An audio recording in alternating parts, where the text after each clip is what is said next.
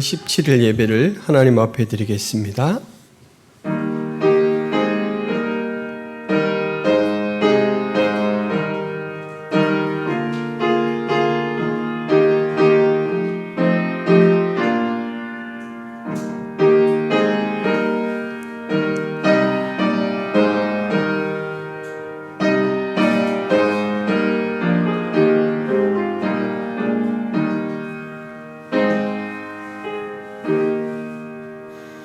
우리의 창조자이시며 우리의 구원자이신 하나님, 주의 거룩한 백성들이 드리는 예배를 기쁘게 받아 주옵소서. 예수 그리스도의 이름으로 기도하옵나이다. 아멘.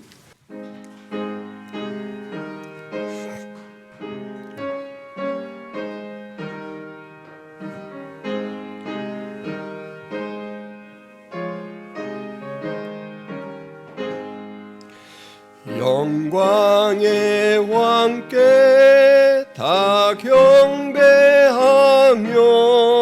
그 크신 사랑을 찬송하라. 예부터 영원히 참 방패시니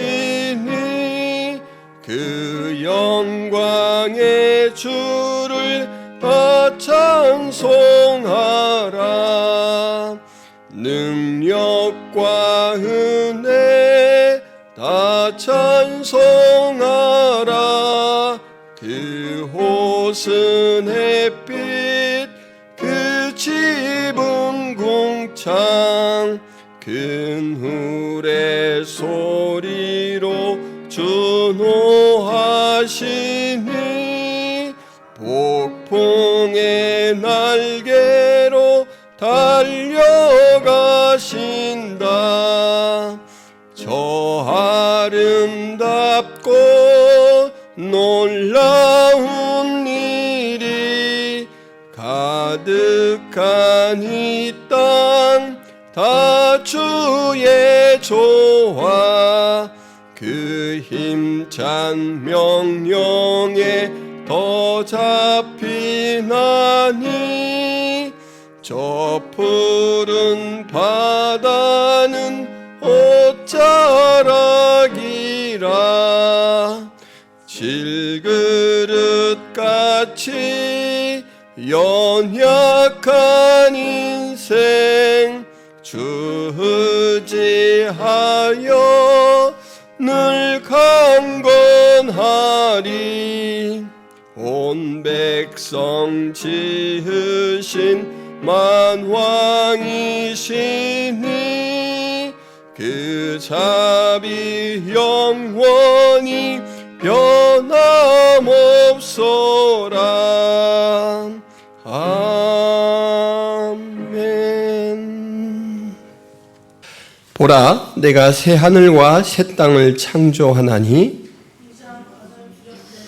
마음에 생각나지 아니할 것이라. 너희는 내가 창조하는 것으로 말미암아 영원히 기뻐하며 즐거워할지니라. 보라, 내가 예루살렘을 즐거운 성으로 창조하며 그 백성을 기쁨으로 삼고 내가 예루살렘을 즐거워하며 나의 백성을 기뻐하리니 우는 소리와 부르짖는 소리가 그 가운데서 다시는 들리지 아니할 것이며 이리와 어린 양이 함께 먹을 것이며 사자가 소처럼 즙을 먹을 것이며 뱀은 흙을 양식으로 삼을 것이니 나의 성산에는 해함도 없겠고 상함도 없으리라. 여호와께서 말씀하시니라. 아멘. 전능하사 천지를 만드신 하나님 아버지를 내가 믿사오며 그 외아들 우리 주 예수 그리스도를 믿사오니 이는 성령으로 잉태하사 동정녀 마리아에게 나시고 본디오 빌라도에게 고난을 받으사 십자가에 못 박혀 죽으시고 장사한 지 사흘 만에 죽은 자 가운데서 다시 살아나시며 하늘에 오르사 전능하신 하나님 우편에 앉아 계시다가 저리로서 산 자와 죽은 자를 심판하러 오시리라. 성령을 믿사오며 거룩한 공회와 성도가 서로 교통하는 것과 죄를 사하여 주시는 것과 몸이 다시 사는 것과 영원히 사는 것을 믿사옵나이다. 아멘.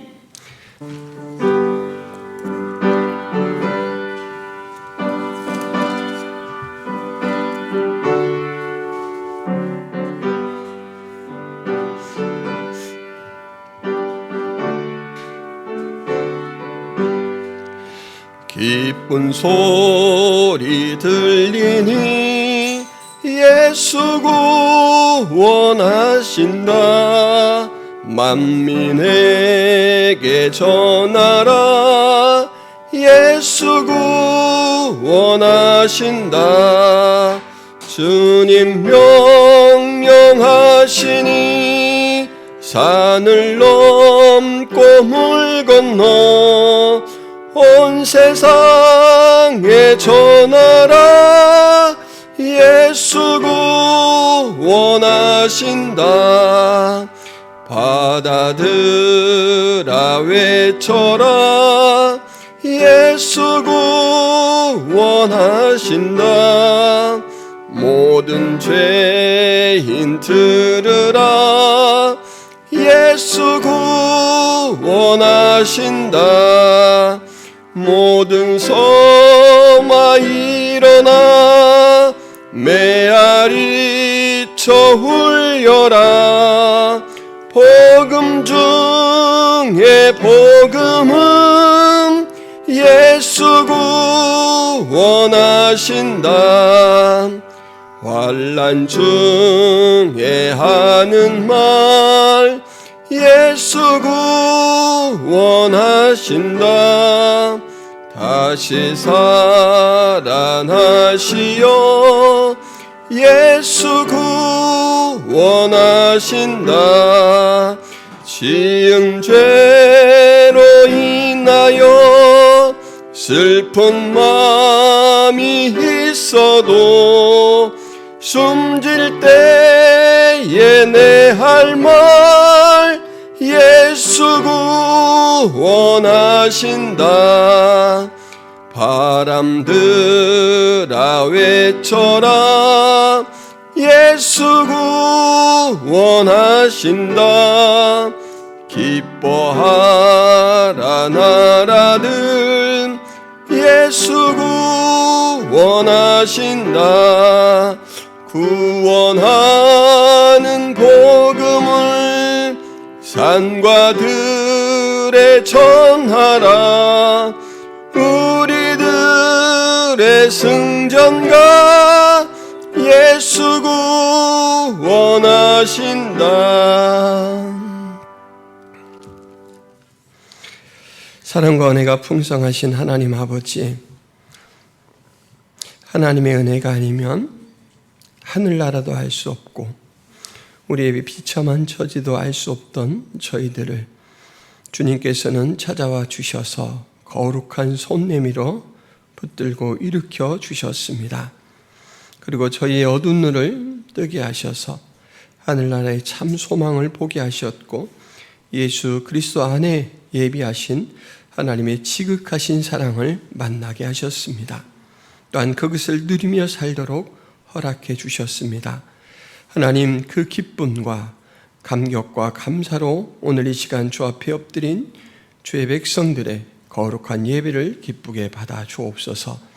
하나님 앞에 마음으로 고백하는 모든 죄들을 다 용서하여 주옵시고 하나님의 뜻을 온전히 추구하며 살아갈 수 있도록 새로운 능력을 또한 부어 주옵소서. 하나님, 우리가 죄에 넘어지지 않도록 날마다 분별력을 허락하여 주옵시고 우리의 마음을 지킬 수 있도록 성령 하나님께서 빗장이 되어 주옵소서. 하나님, 우리가 살아가는 일평생 동안 우리에게 주신 귀한 그 두 가지 사명에 대해서 항상 잊지 않게 하여 주옵소서. 예수 그리스도를 닮아가는 성화의 거룩한 진전이 있게 하여 주옵시고 생명의 복음을 다른 사람들에게 나누는 증인된 삶을 힘써 감당할 수 있도록 도와주옵소서. 저희뿐만 아니라 김포 성화교회가 그 역할을 또한 잘 감당하게 하여 주옵소서. 하나님, 교회 안에서는 영적 그러한 성장의 요람이 될 수 있는 역할로 우리의 교제가 신령한 은혜 가운데 진행될 수 있도록 도와주옵시고 배워가는 모든 것들이 우리의 영의 양식이 될 수 있도록 도와주옵소서. 또한 하나님, 여러 가지 또 계기를 만들어 복음을 이웃 주민들에게 전하고 불신 가족들에게 전합니다. 특별히 24일 초청주의를 마련하여서 가족들을 교회로 또 모시고 전도 현장에서 만난 분들을 모시고 하나님의 생명의 이 복음 예수 그리스도에 대해서 나누려고 합니다. 주님께서 이 일을 축복하여 주셔서 많은 사람들이 교회 방문하게 하시고 저희들의 귀가 열려 우리 주님이 예비하신 그 생명을 공급받을 수 있도록 도와주옵소서. 우리가 그 크신 영광의 역사를 위하여 기도로 동역하였고 또한 주님의 뜻을 우리의 입술로 전하는 나팔의 역할을 감당했습니다. 우리 하나님께서 성령 그 하나님의 무한하신 능력으로 부르시고 은혜를 충만하게 공급하여 주옵소서. 하나님, 또 이렇게 연말이 되었습니다. 1년간 또 주님 주신 은혜로 버거운 삶을 참 열심히 살아온 성도들을 축복하여 주옵소서. 새해에는 더 큰 일들, 또 하나님이 주시는 그 은혜 안에서 거룩한 일들을 계획하고 또 한 해를 잘 마무리할 수 있도록 주께서 예비하여 주옵소서. 하나님, 특별히 김포 성화교회가 처음부터 선교에 동역을 하고 있습니다. 선교사님들 어느 곳에 있든지 간에 하나님의 뜻 안에서 무릎을 꿇고 기도할 때 주께서 친히 강림하셔서 만나 주옵시고 저들의 사역의 현장에 눈물로 뿌린 곳에 예수 그리스도의 향기가 나고 생명이 자라갈 수 있도록 도와주옵소서. 기쁨으로 그 단을 거두며 돌아오는 삶 되게 하여 주옵소서. 저들의 모든 사역을 후원하고 기도로 동역하는 많은 분들이 협력자가 되어서 외롭지 않도록 붙들어 주옵소서. 오늘도 저희가 여러 가지 마음의 소원을 가지고 나와 주 앞에 은밀히 고할 때 주께서 들으시고 응답하여 주옵소서. 우리 예배를 기쁘게 받아주실 것을 믿사오며 예수 그리스도의 이름으로 기도하옵나이다. 아멘.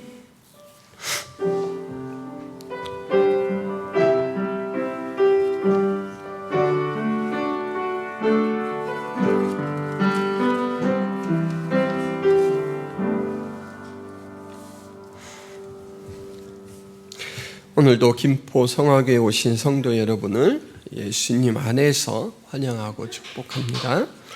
2023년 표노 세움 다음 세대 가정, 교회, 이웃 선한 영향력으로 세워가도록 한 해 동안 힘써 오셨는데 계속해서 힘써 주시기를 바라고 기도해 주시기를 바랍니다.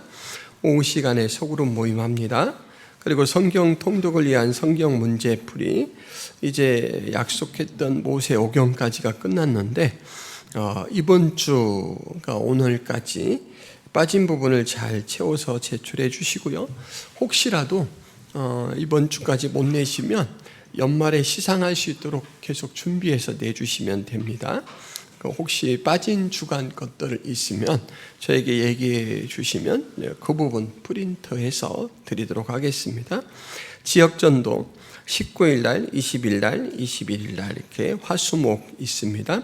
그리고 특별히 이번 주일 돌아오는 주일에는 24일에 초청주일을 합니다. 가족들 다시 한번 잘 이끌어낼 수 있도록 말씀드리시기를 바라고요. 가족들을 초청하려면 이번 주에 가족들에게 되게 친절하셔야 됩니다. 속상하게 하시면 안 됩니다. 그리고 또 전도 원하는 분들, 대상자들도 초청해 주시기를 바랍니다. 준비란 보면 성탄절 가족 예배가 25일 날 있고 성구 영신 예배가 31일 날 있습니다. 후원하는 선교사님 이길 한마음 선교사님, 김경미 목향이 선교사님 위해서 계속해서 기도해 주시기를 바랍니다. 김포 성화교회 예배는 유튜브 창에 김포 성화교회를 검색하시면 언제든지 함께 하실 수가 있습니다. 혹시 현장 예배를 못 들으시는 교우님들은 이렇게 주중에 또 온라인으로 함께 예배에 참여해 주시기를 부탁드립니다. 이상입니다. 그들이 모였을 때에 예수께 여쭈어 이르되 주께서 이스라엘 나라를 회복하심이 이때이니까 하니 이르시되 때와 시기는 아버지께서 자기의 권한에 두셨으니 너희가 알 바 아니요 오직 성령이 너희에게 임하시면 너희가 권능을 받고 예루살렘과 온 유대와 사마리아와 땅끝까지 이르러 내 증인이 되리라 하시니라. 이 말씀을 마치시고 그들이 보는 데 올려져 가시니 구름이 그를 가리어 보이지 않게 하더라. 올라가실 때에 제자들이 자세히 하늘을 쳐다보고 있는데 흰 옷 입은 두 사람이 그들 곁에 서서 이르되 갈릴리 사람들아 어찌하여 서서 하늘을 쳐다보느냐. 너희 가운데서 하늘로 올려지신 이 예수는 하늘로 가심을 본 그대로 오시리라 하였느니라. 아멘. 주말 농장을 할 때 호박을 몇 포기 심어 놓았는데 장마철이 되자 이 호박이 형편없는 상태로 이렇게 변했습니다. 호두알만하게 열려있던 열매들이 다 떨어지고 꽃들은 또 녹아버리고 줄기도 형편없이 이렇게 말라버리는 거예요. 되게 마음이 속상했습니다. 그래서 여러 번 넝쿨을 뒤적뒤적 하면서 더 늦기 전에 뽑아버리고 다른 작물로 데쳐야 할까 이런 망설임이 있었습니다.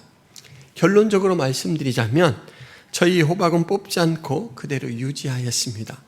왜냐하면 어느 날 아내가 밭에서 만난 할머니 한 분이 들려주신 이야기 때문입니다. 호박이 저렇게 비실비실해도 나중에는 다 깨어난다고 할머니가 그렇게 얘기를 하셔요. 오랫동안 농사를 지어오신 그야말로 농사의 달인이 하시는 말씀입니다. 호박을 잘 알지 못하는 젊은 사람들은 고세를 참지 못하고 넝쿨을 죄다 뽑아버리는데 그것을 볼 때마다 내 마음이 미어진다오. 그리고는 이제 여기도 그 새로 뽑아낸 호박 넝쿨이 있네. 아이고 불쌍해서 어쩌노 이러시는 거예요. 할머니 말씀을 믿고 장마철을 넘겨봤습니다. 근데 여러분 장마철이 끝나자마자 거짓말처럼 호박이 살아났습니다. 밭에 갈 때마다 새로 나온 애호박과 탐스럽게 자란 중간 호박들이 저희의 눈호강을 시켜줬습니다. 그리고 이제 호박을 따다가 부침개도 부쳐 먹고 된장찌개도 끓여 먹고 이러면서 밭에서 만난 할머니가 자꾸 생각이 나는 거예요. 아이고 할머니 안 만났으면 나도 저렇게 좋은 호박 넝쿨을 다 뽑아버렸을 텐데 할머니 안 만났으면 어쩔 뻔했어. 이런 생각이 들어요. 잘 알지 못하는 것에 대해서 우리는 지레짐작을 하죠. 그래서 사람들이 호박을 심어놓고 그 장마철 아주 고단한 시기를 보내는 그 모습을 보면서 아이고 호박 농사는 망쳤네. 이제 이렇게 지레짐작을 해요. 그러고 나면 뽑아버리는 섣부른 행동을 합니다. 몰이해죠. 이해하지 못하는 것. 이 몰이해 때문에 낭패를 보는 것은 비단 주말농장 호박농사뿐만이 아닙니다. 우리는 다방면의 이 삶의 영역에서 잘 알지 못하는 것 때문에 지레짐작을 하고 섣부르게 행동하다가 실패하는 그런 일들을 많이 만나게 됩니다. 한번 돌아보시면 내가 잘 알지 못하고 했던 일로 인해서 또 잘 알지 못하고 한 행동으로 인해서 실패했던 경험들이 금방금방 떠오를 거예요. 저도 설교를 준비하면서 그렇게 뒤돌아보니까 참 숱하게 많아서 부끄러워지더라고요. 근데 오늘 본문에 등장하는 제자들도 이해 부족으로 인해서 실수를 합니다. 여러분 오늘 6절에 제자들이 예수님께 묻는 장면으로 처음 본문이 제시가 되죠. 주께서 이스라엘 나라를 회복하심이 이때니까. 이것은 뜬금없는 뜬금포 질문이 아닙니다. 4절 5절에 예수님께서 먼저 지시한 내용이 있었어요. 예루살렘을 떠나지 말고 내게서 들은 바 아버지께서 약속하신 것을 기다리라. 요한은 물로 세례를 베풀었으나 너희는 몇 날이 못되어 성령으로 세례를 받으리라. 여러분 이 말씀에서 이 지시에서 가장 이렇게 머릿속에 남는 단어가 무엇입니까? 성령입니다. 성령. 그죠? 성령.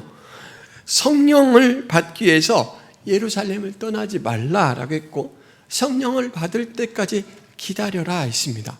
그래서 핵심은 성령이에요.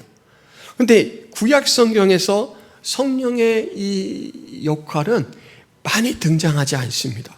등장은 해요. 곳곳에 등장은 하는데 일괄적으로 막 전 백성들에게 성령이 임하거나 그러진 않았습니다.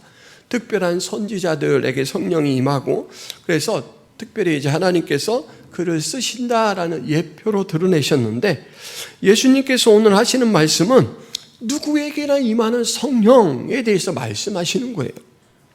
유대인들은 성령, 이렇게 이 말을 들으면 구약의 요엘서를 배경, 이 바탕으로 삼아서 이해를 합니다. 성령 강림 사건, 이제 오늘 살펴본 본문 이후에 사도행전 2장 16절 17절에 가보면 베드로가 이미 임한 성령으로 인해서 일어난 현상들 때문에 의아해하는 사람들에게 그 성령 강림 사건을 설명할 때 요엘서를 인용하고 하는 부분이 나오는데, 이 베드로의 말에 유대인들의 성령에 대한 인식이 잘 나타나 있습니다. 2장 16, 17절 같이 한번 읽어보겠습니다. 이는 곧 선지자 요엘을 통하여 말씀하신 것이니 일렀으되 하나님이 말씀하시기를 말세에 내가 내 영을 모든 육체에 부어주리니 너희의 자녀들은 예언할 것이요 너희의 젊은이들은 환상을 보고 너희의 늙은이들은 꿈을 꾸리라. 여기서 베드로가 이것은 구약 성경에 이미 약속된 사건입니다 라고 이렇게 이야기하고 있죠. 16절에 선지자 요엘을 통하여 말씀하신 것이니 이렇게 이야기합니다. 그러면서 이제 하나님께서 내 영을 모든 육체에게 부어주리라 라는 이 말씀을 베드로가 전하고 있습니다. 그리고 나서는 그렇게 성령이 임했을 때 각 계층별로 이제 일어나게 되는 현상들에 대해서 이야기를 합니다. 그런데 요엘서에서는 기록되지 않은 단어를 베드로가 인용을 하면서 쓰고 있습니다. 그 말이 무엇이냐면 말세라는 말입니다. 말세, 내가 내 영을 모든 육체에 부어주리니, 이 말이에요. 베드로는 요엘서를 인용하면서 말세라는 말을 썼는데, 바로 이 부분이 유대인들이 성령에 대해서 가지고 있는 공통적인 인식입니다. 무슨 말이냐면 성령이 모든 사람에게 임하는 이 보통 역사로, 이 역사 가운데 나타나는 것은 말세에 일어나는 현상이다. 다시 말해서 성령이 모든 사람에게 임하는 것은 종말 현상이다 라는 것이 이 사람들의 인식이었습니다. 그리고 누가복음 1장에 보면 장차 탄생할 예수님에 대해서 천사가 알려주는 장면이 나옵니다. 보라, 내가 잉태하여 아들을 낳으리니 그 이름을 예수라 하라. 그가 큰 자가 되고 지극히 높으신 이의 아들이라 일컬어질 것이요 주 하나님께서 그 조상 다윗의 왕위를 그에게 주시리니 영원히 야곱의 집을 왕으로 다스리실 것이며 그 나라가 무궁하리라. 이 말씀에서 가장 두드러지게 드러나는 부분이 뭐냐면 다윗의 왕위를 받아라는 말과 영원히 야곱의 집을 다스릴 왕으로 이 예수님을 제시한다라는 것입니다. 그러니까 예수님은 이 땅에 왕으로 오시는데 영원히 다스릴 왕으로 오셨다라는 거예요. 자, 요엘서와 이 예수님 탄생에 관한 천사의 이야기를 합쳐보겠습니다. 메시아가 오셨어요. 그런데 메시아가 분명히 왕으로 오셨다고 했는데 십자가에 달려 돌아가셨잖아요. 그래서 제자들에게 막 혼란이 왔어요. 그런데 세상에 부활하셨어요. 부활하셔서 정말 누구도 막을 수 없는 왕이심이 이 부활 사건으로 온 천하에 드러났습니다. 그 다음부터 이제 제자들이 예수님 안에서 사는 이 존재감이 다르죠. 근데 그 예수님께서 성령이 임할 거니까 성령을 받으라 했어요. 종말이 임했다라는 말입니다. 종말에 이 메시아는 바로 그 종말에 일어날 일들에 대한 그 계시를 이루어 가실 것인데 어떤 입장에서 하실 것이냐면 왕이라는 입장에서 하십니다. 그러니까 제자들 이 생각에는 드디어 예수님께서 이제 왕권을 사용하시는구나. 왕권을 사용하시는데 가장 먼저 할 일이 뭐겠습니까? 지금 이스라엘 나라는 나라가 아니에요. 그죠? 로마의 이 나라를 빼앗겨서 땅과 백성은 있지만 주권이 없는 상태예요. 그러니까 백성들이 드디어 우리 주님께서 나라를 되찾으시겠구나, 회복시키시겠구나, 이 이야기에 성령 임하겠다라는 이야기를 듣고 이 생각에 딱 꽂혀 있습니다. 드디어 회복의 때구나. 선생님께서 드디어 왕권을 높이 들고 쓰신다. 여러분, 선생님이 왕이 되면 제자는 뭐가 될까요? 최소한 수행원이죠. 그잖아요. 대통령이 되면 그 다음에 내각을 대통령의 사람으로 많이 바꾸잖아요. 그래야 일을 진행할 수 있으니까. 그러니까 제자들은 막 마음이 들뜨는 거예요. 그래서 예수님에게 물어보는 거예요. 예수님, 이스라엘 나라를 회복시키시는 것이 이때입니까? 이야기는 단순히 궁금한 것을 확인하는 차원이 아니에요. 예수님과 자기는 묶여 있잖아요. 여러분, 메타인지라는 말이 있습니다. 1970년대에 발달 심리학자인 미국의 존 폴라벨이라는 사람이 창안한 용어인데요. 자신이 아는 것과 모르는 것을 정확히 파악하는 능력이라는 뜻입니다. 그러니까 자기가 아는 것과 모르는 것을 정확하게 파악하고 나서 알고 있는 것은 그것을 언제든지 사용할 수 있도록 정교화시키는 작업, 그리고 모르는 것은 시간을, 노력을 더 투자해서 알아가고 몸에 체화시키고 체계화시켜서 이제 아까 알고 있었던 것을 정교화시키는 것처럼 그렇게 예리하게 갈고 닦는 것, 이것이 바로 메타인지입니다. 그러니까 그렇게 자기의 성장을 위해서 자기를 좀 더 객관화시켜서 자기를 돌아보는 것, 이걸 메타인지라고 해요. 제가 볼 때 제자들은 이 메타인지가 뛰어나요. 지금 이 상황에서 대상을 잘 파악하고 있습니다. 우리 선생님은 왕이 되시고, 그리고 우리 선생님이 다스릴 모든 이스라엘 백성들을 비롯한 세상의 모든 대상들은 백성이 되고, 그리고 나는 그 중간에 있습니다. 3년 동안 선생님으로부터 훈련을 받았습니다. 아, 한 자리 주시려고, 나를 쓰시려고 이렇게 훈련하셨구나, 이런 생각이 들 거 아니에요. 그러니까 예수님께서 당연히 왕이 되면 자기는 이제 나는 그럼 어떤 일은 어떻게 해야겠지? 이렇게 상상을 하겠죠. 그래서 벅찬 감격이 여기까지 차올라왔어요. 이런 상태에서 하는 질문이에요. 지금이 그때입니까? 이렇게 확인하는 거죠. 자신들이 알고 있는 종말의 개념과 지금 일어나는 사건이 일치하는 것인지를 확인하고자 하는 거예요. 대상과 상황을 정확하게 파악했고, 이제 정교한 역학관계를 통해 자신의 입지를 굳히겠다라는 그런 이제 마음이 투영된 말씀입니다. 흐름을 볼 줄 아는 힘을 발휘하려고 확인차 부른 이 질문에 예수님의 대답이 아주 환상을 송두리째 깨어버리도록 만듭니다. 여러분, 17절, 18절. 때와 시기는 아버지께서 자기의 권한에 두셨으니 너희가 알 바 아니요 오직 성령이 너희에게 임하시면 너희가 권능을 받고 예루살렘과 온 유대와 사마리아와 땅끝까지 이르러 내 증인이 되리라. 이렇게 말씀하셔요. 때에 관한 호기심 거두라 라는 말이에요. 너는 내가 부활하고 40일 동안 하나님 나라에 관한 일을 그렇게 이야기했는데 아직도 너는 어떻게 하면 내가 좀 나은 삶을 살까? 어떻게 하면 명예로운 그런 사람이 될까? 이것들에 초점이 맞추어졌고 그 관심 속에 이런 질문을 하느냐, 그 말이에요. 때를 아는 것이 중요한 것이 아니라 지금부터 무엇을 해야 하는가를 바로 아는 것이 중요하다. 7절에 가르쳐 주시고 8절에는 너희는 성령의 능력을 받고 내 증인이 되라 하고 말씀하십니다. 자, 제자들이 때에 대해서 물을 때의 그 마음속에는 완성이에요, 완성. 모든 것이 완성되는 종말의 때가 되었고 드디어 왕권을 사용하시는, 그래서 모든 것의 정점, 철정입니다. 이제는 고난의 때는 지나고 영광이다 라고 그렇게 생각하고 물었는데 예수님은 무슨 소리, 새로운 출발이야, 이렇게 이야기를 하는 거예요. 너희는 성령의 능력을 받고 내 증인이 되는 삶을 살아라. 이게 새로운 존재, 새로운 출발이죠.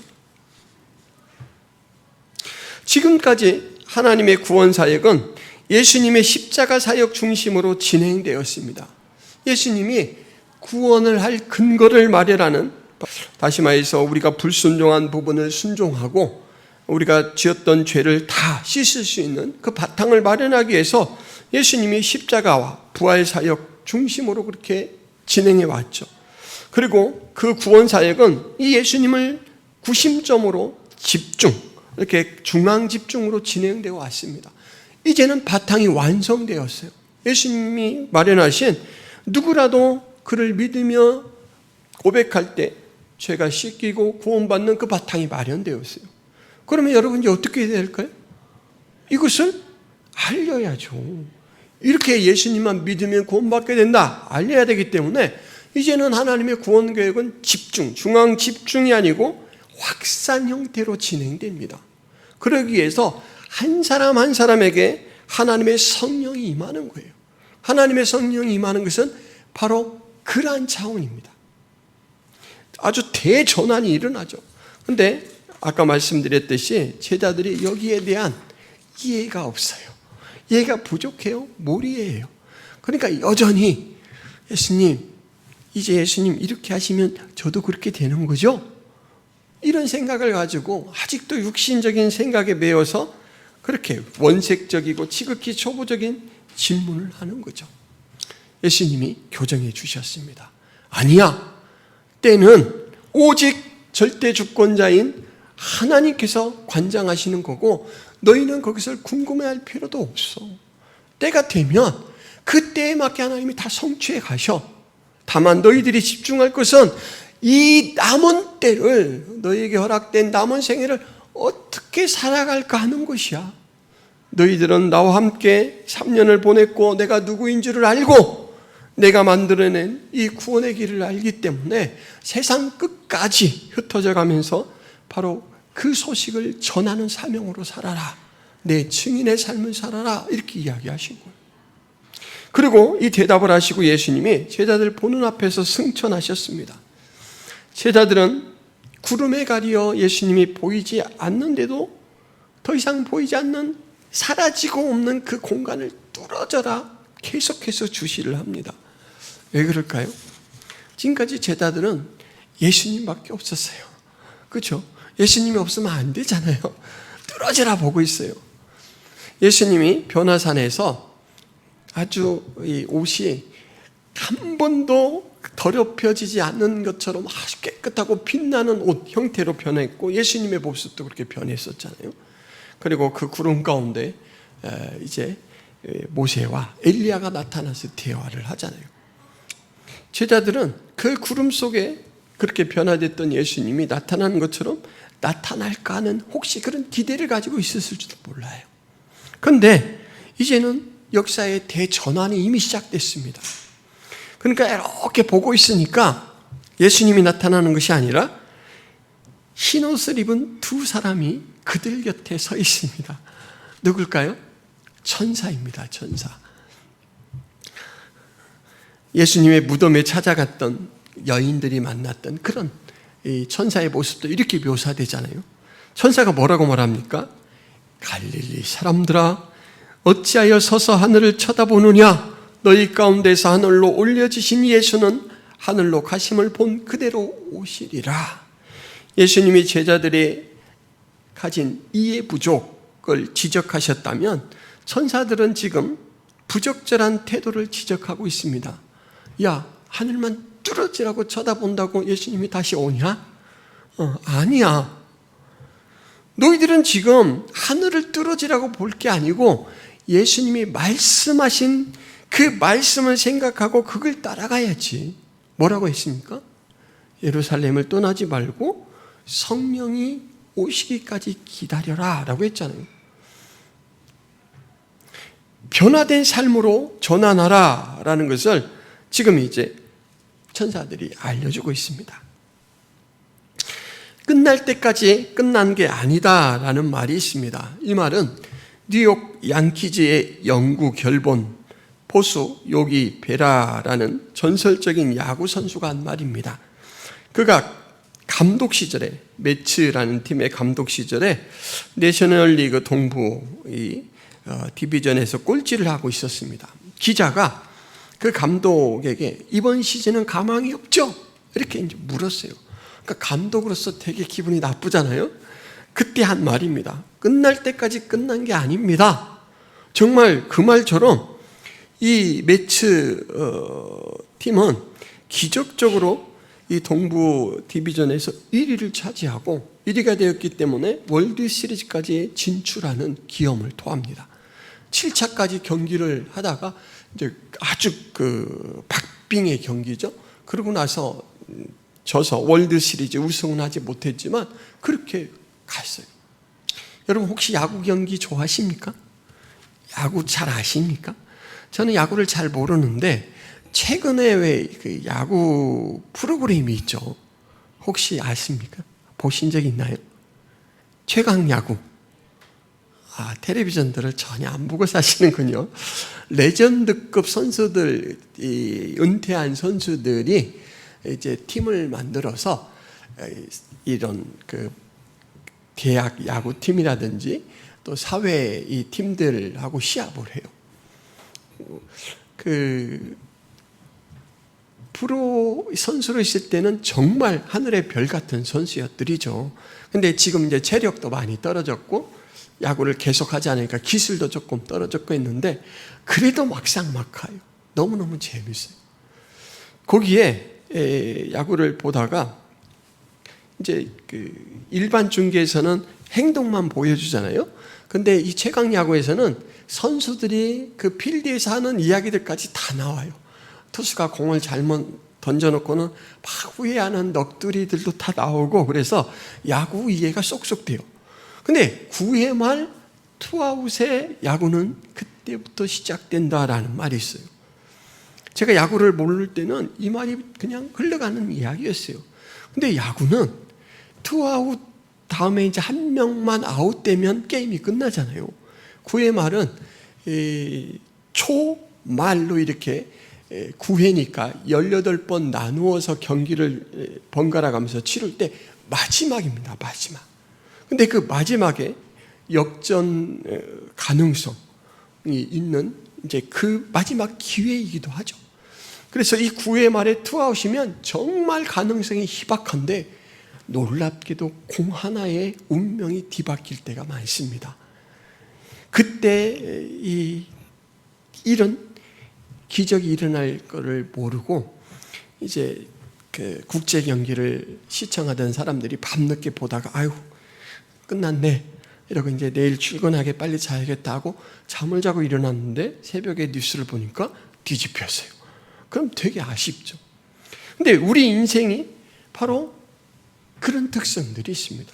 여러분, 제자들은 말세를 어떻게 생각했냐면 말세를 아주 짧은 사건들이 별로 일어나지 않을 것으로 생각했어요.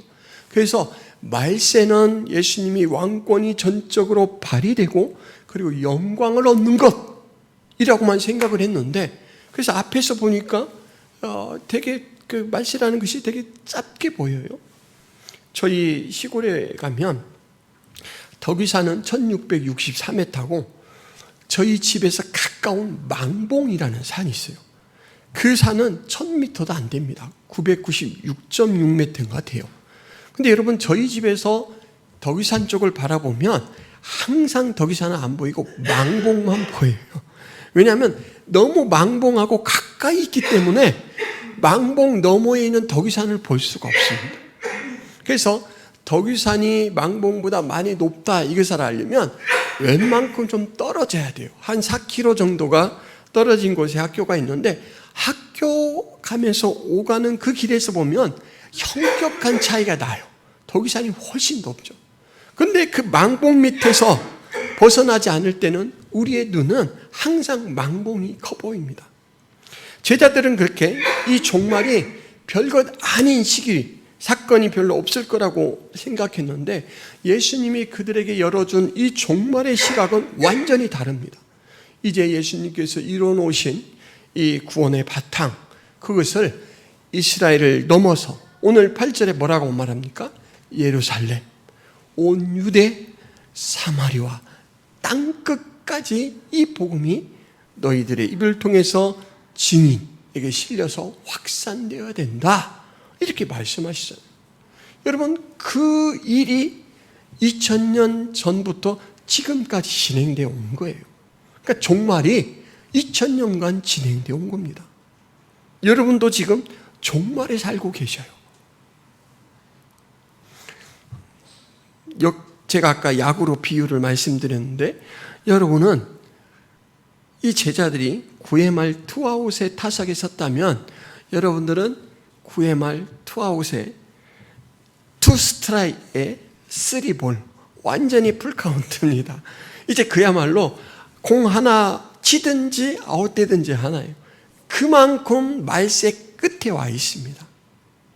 이 시점에서 그러면 우리는 무엇에 관심을 가지고 살아가야 될까? 이것을 이 본문으로 점검하는 거예요. 예수님이 종말에 이제 영광을 얻을 때인가 보다 하고 막 승리를 만끽하려고 준비하는 제자들에게 뭐라고 하셨습니까? 아니야, 지금부터 새로운 출발인 거야 라고 말씀을 하셨어요. 그 종말선상에 우리가 살아요. 그렇다면 그 이야기는 우리에게도 같은 성격으로 들려지는 거예요. 너희도 내 증인이야. 너희도 내 증인이 되기 위해서 성령의 은혜를 받아야 돼 라는 말씀 연장해서 들을 수 있어야 됩니다. 끝날 때까지 끝난 게 아니다라는 것. 여러분, 오늘 예수님께서는 이 사도행전 1장 18절에 오직 성령이 너희에게 임하시면 너희가 권능을 받고 예루살렘과 온 유대와 사마리아와 땅끝까지 이르러 내 증인이 되리라, 이렇게 말씀하셨는데, 이 말씀은 되게 논리적으로 제시되어 있습니다. 먼저 되는 일에 대해서 제시를 하고 있습니다. 권능을 받는 거예요. 권능을 받는 거. 여러분, 권능을 받는데 그 권능을 받기 위해서 선행돼야 되는 일이 있습니다. 무엇이냐면 성령이 임하는 거예요. 성령이 임하면 두 가지가 자동적으로 이루어져요. 첫째로는 성령의 권능을 우리가 받아요. 그런데 여러분, 오직이라는 말이 우리말 성경에서는 성령이 임하시면에 연결되는 것 같은데, 원래 본문에서는 오직이라는 말은 성령의 권능을 받는 것과 연결이 됩니다. 우리가 새로운 존재로 거듭나는 것, 그것은 오직 성령의 권능을 통해서만이다 라는 걸 강조하기 위해서 오직이란 말이 그 말에 붙습니다. 그러니까 성령의 강림, 성령이 임하시면 우리는 새로운 존재로 거듭나요. 영어로 말하자면 빙의 역사가 새롭게 일어납니다. 새로운 존재가 돼요. 성령과 하나 되는 그런 존재로서 태어나는 것이죠. 그리고 이제 두 번째로 일어나는 일은 아까 뭐라고 말씀드리냐면 증인이 된다라고 했죠. 근데 이 증인이 된다라는 말은 되리라 그랬습니다. 증인이 되라? 이렇게 명령하는 되리라 그랬어요. 이것도 두 가지 성격으로 해석이 됩니다. 하나는 미래에 일어날 일에 대한 예언이에요. 예언. 너는 증인이 될 것이다. 하나는 명령으로 또 해석이 됩니다. 너는 증인이 되라. 이 명령이나 미래에 일어날 일로 받는 두 가지 다 투잉하는 것과 연결이 되죠. 그러니까 성령은 우리를 새롭게 만들고 새로운 일을 하게 합니다. 성령이 그렇게 해요. 그래서 성령을 떠나서는 성도는 아무것도 아닙니다. 11절 말씀에서 천사가 제자들을 뭐라고 부릅니까? 바울은 디모데에게 너 하나님의 사람아 이렇게 불렀어요. 얼마나 거룩하고 아름다운 이 부름입니까? 너 하나님의 사람아. 근데 여러분, 오늘 천사들은 뭐라고 불렀어요? 갈릴리 사람들아 라고 불렀어요. 예수의 제자들아도 아니에요. 갈릴리 사람들아. 나사렛에서 무슨 선한 것이 나겠느냐? 이 말 생각나시죠? 나사렛이 갈릴리에 속해 있거든요. 그러니까 이 제자들을 갈릴리 사람이라고 부를 때는 그들이 3년 동안 받은 훈련이라는 것을 싹 거두고 나서 부르는 말입니다. 예수님화 되지 못한 사람들, 아직도 육신적인 생각을 가지고 살아가는 사람들이라는 지적으로 부를 때 바로 갈릴리 사람들이에요. 성령의 권능을 아직 덧입지를 못했고 여전히 옛날 습관을 따라서 옛날 습관대로 생각하고 삶을 전개해 나갈 때 그렇게 살면 너는 갈릴리 사람 이상의 존재가 안 돼. 이렇게 천사들이 꼬집는 거예요. 여러분, 성령이 임하시면 권능을 받고 증인이 되는데 어떻게 그 사역을 감당한다라고 합니까? 예루살렘, 온 유대, 사마리아, 땅끝. 이거는 이 지역적으로 이렇게 넓어지는 개념이에요. 근데 이것은 지리적인 의미만으로 끝나지 않습니다. 왜냐하면 예루살렘, 유대, 사마리아, 땅끝이 가지고 있는 특성들이 있어요. 예수님을 잡아다가 못 박아 죽인 사람들, 말하자면 예수님에게 원수된 사람들이 지금도 시퍼렇게 살아 있습니다. 되게 적대적인 이 상황이 예루살렘의 상황이에요. 아주 살벌한 이곳이 바로 예루살렘입니다. 원수들이 내가 그 일을 행할 때 예수님에게 했던 것처럼 나에게 위해를 가할 수 있는 그런 상황입니다. 온 유대, 이제 유대 교회에서 예수 그리스도로 말미암아 새로운 종교가 됐죠. 개신교가 됐죠. 유대교 이 종교를 초월해서 일을 해야 돼요. 여러분, 사마리아는 어떤 곳입니까? 사마리아는 이방 사람들과 섞어 놓아서 유대인들과 오랫동안 지역 감정의 골이 깊은 곳입니다. 유대인들은 사마리아를 유대인으로 취급하지 않습니다. 그래서 저 더럽혀진 존재들 이렇게 이제 취급을 했고, 사마리아인들은 그래서 유대인들을 아주 멸시하고 적대시하면서 바라봤습니다. 근데 그곳에 가서도 복음을 전하래요. 지역을 초월해서 전하라고 합니다. 땅끝은 여러분 로마, 이 당시에는 스페인을 좀 땅끝으로 생각을 했습니다. 지구가 둥글다라는 생각을 못했고, 지역으로 볼 때, 지도로 볼 때 가장 먼 곳에 있었기 때문에 그곳까지 가서 복음을 전해라 라고 했는데, 언어도 다르고 생활도 다르고 사상도 다른 곳이에요. 말하자면 여기서 예루살렘, 온 유대, 사마리아 땅끝은 지역으로 가깝고 먼 곳이기도 하지만 한편으로는 내가 만날 수 있는 모든 대상, 모든 상황을 포함하고 있습니다. 경계선을 두고 살았던 그곳을 이제는 초월해서 넘어가야 된다라는 거예요. 다른 한편으로 이것은 밖에서 만나는 대상과 상황뿐만 아니라 내가 가지고 있는 한계를 말하는 것이기도 해요. 여러분, 나의 한계, 나의 능력, 나의 선호, 이것들을 다 초월해서 오직 예수 그리스도의 증인의 정체성으로 가서 말하고 전하라라는 거예요. 예수님은 가장 가까운 곳부터 언급하셨어요. 예루살렘. 자, 이것을 이제 우리로 적용을 시키자면 이 사역은 복음 전도 사역이죠. 또 전도를 시행하는데 가장 가까운 내 가족부터 해라. 네 친구들부터 해라. 알고 지냈던 지인들부터 하라. 그리고 그것을 넘어서게 되면 네가 살고 있는 지역에 해라.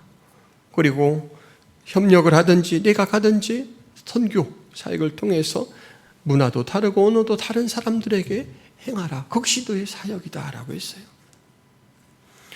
여러분, 가족 전도가 쉬울까요? 가장 어려운 것 중에 하나입니다. 왜냐하면 가족은 내가 옛날에 하고 있었던 모든 일들을 다 합니다. 형제들이 다 모였는데 그런 이야기를 들었어요. 네가 옛날에 그랬다며. 제가 옛날에 참 늦장을 부리는 사람 중에 하나였습니다.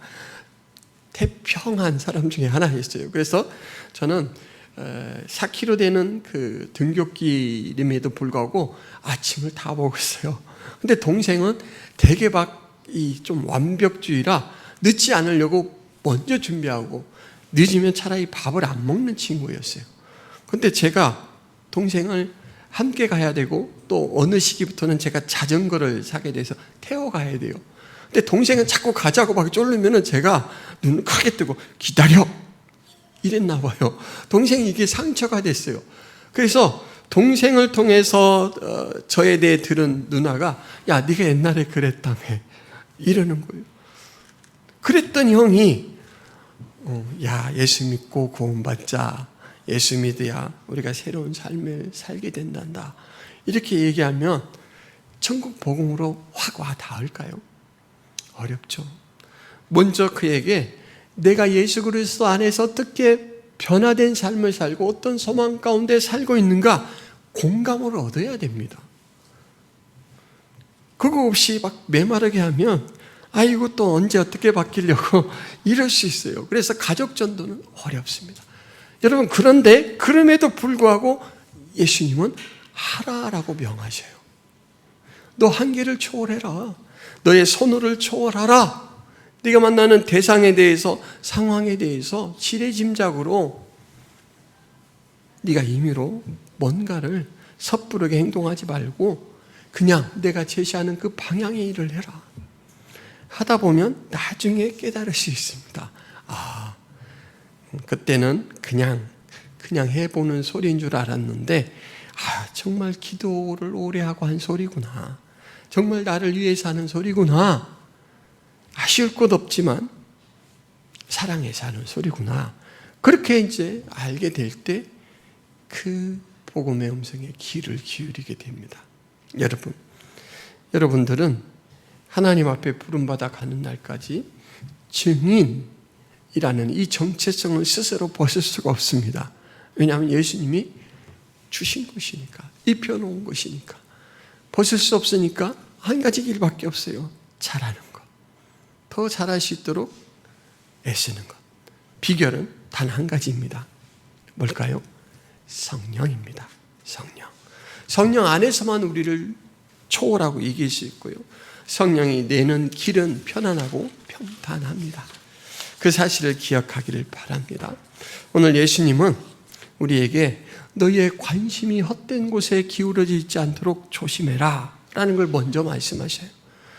이스라엘 나라를 회복시키는 것, 그것이 너희의 최대 관심이냐? 그러지 말아라. 그건 이 땅 가운데서 끝나는 바운드리다라는 거예요. 나라의 영역은. 너희는 하나님 나라의 백성을 모으는 그 일에 관심을 기울이라. 그러기 위해서 너희는 성령으로 무장해야 된다. 그리고 너희는 그 정체성을 잊지 말고 너희가 거북스러운 대상이나 상황을 회피하지 말고 묵묵히 그 일을 하라. 그 일을 하다가 나를 맞으라. 그 일을 하다가 이 세상을 마감하라 라고 말씀하셔요. 그 일들을 힘써 감당하시면서 하나님의 은혜와 또 하나님의 인정을 받으시는 여러분들이 되기를 바랍니다. 기도하겠습니다. 하나님 아버지의 말씀입니다. 우리는 주의 거룩한 손에 붙들림 받았고 하나님 나라의 놀라운 비밀을 품고 있는 자입니다. 세상의 끝에 저희들이 미혹되어서 길을 잃지 않도록 도와주옵소서. 우리가 서 있는 이 놀랍고 영광스러운 길에 다른 많은 사람들을 인도할 수 있는 그 사역에 저희들이 깨어있는 자가 되게 하여 주옵소서. 그 일은 오로지 성령님의 거룩한 은혜의 덧입음을 받아야 가능한 줄 믿사오니 주여 우리를 성령으로 충만케 하여 주옵소서. 성령의 음성을 듣고 살아가는 저희들이 되게 하여 주옵소서. 성령 안에서 평강을 누리게 하시고 성령 안에서 믿음의 진보를 행해 나갈 수 있도록 도와주옵소서. 예수 그리스도의 이름으로 기도하옵나이다. 아멘.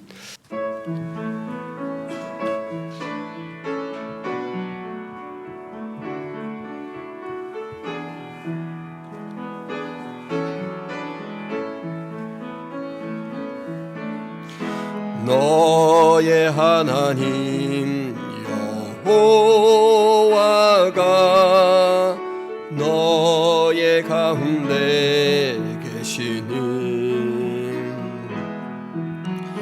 그는 구원을 베푸실 전능자시라.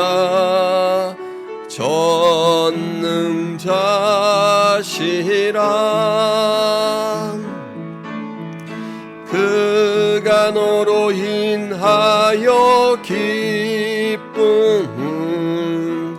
이기지 못하시면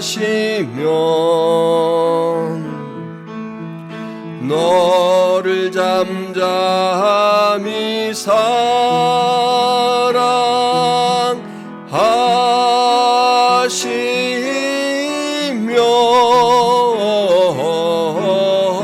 즐거이 부르며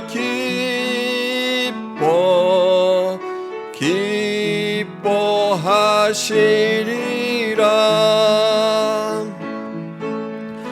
즐거이 부르며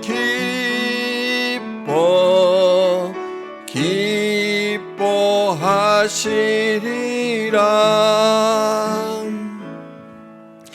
하나님 아버지 감사합니다. 복된 예배 자리에 나오며 감사와 믿음을 오롯이 담아 준비한 헌금을 주님 앞에 드립니다. 하나님, 드리는 저희의 손길, 또 저희의 마음, 저희의 믿음, 저희의 고백을 기쁘게 받아 주시옵소서. 저희가 오로지 하나님의 공급하시는 힘과 인도하시는 손길 속에 살아가고 있음을 하나님 고백하오니 여전히 저희의 앞길을 그 사랑으로 이끌어 주옵소서. 하나님, 먼저 솔선수범하여 드리는 저들의 마음, 저들의 손길을 축복하셔서 항상 하나님의 은혜로 살게 하여 주옵소서. 이제는 예수 그리스도의 은혜와 하나님 아버지의 크신 사랑과 성령 하나님의 교통의 역사가 김포성악의 모든 성도들 머리 위에, 하나님 백성들 머리 위에 이제부터 영원토록 함께 있을지어다. 아멘.